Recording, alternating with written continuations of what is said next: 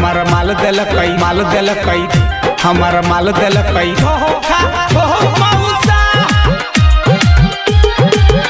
कितना powder cream कितना दिलिए पैसा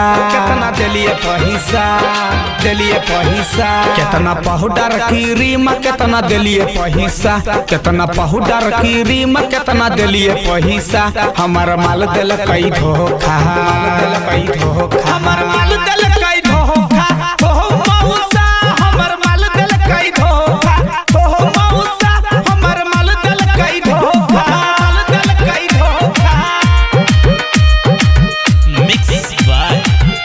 रिकॉर्डिंग स्टूडियो हट्टी मो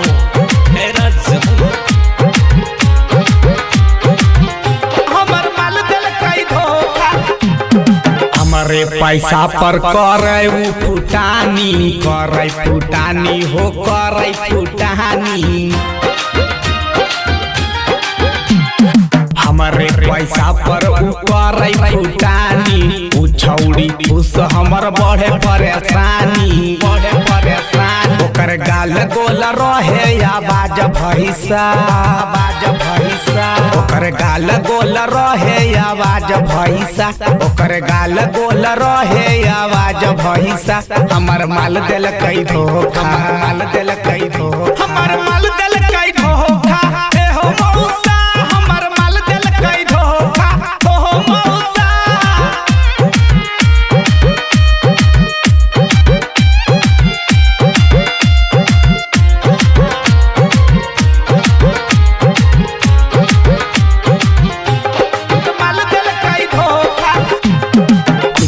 रंग हिला के तोड़ी दिल के दिल हो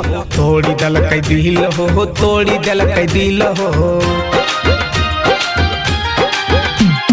मिथिलेश प्रकाश के तोड़ी दिल के दिल हो सागर शिव भरत से छौड़ी गेलै मिल हो कहे निरंजन कलयुग के प्यार कहिसा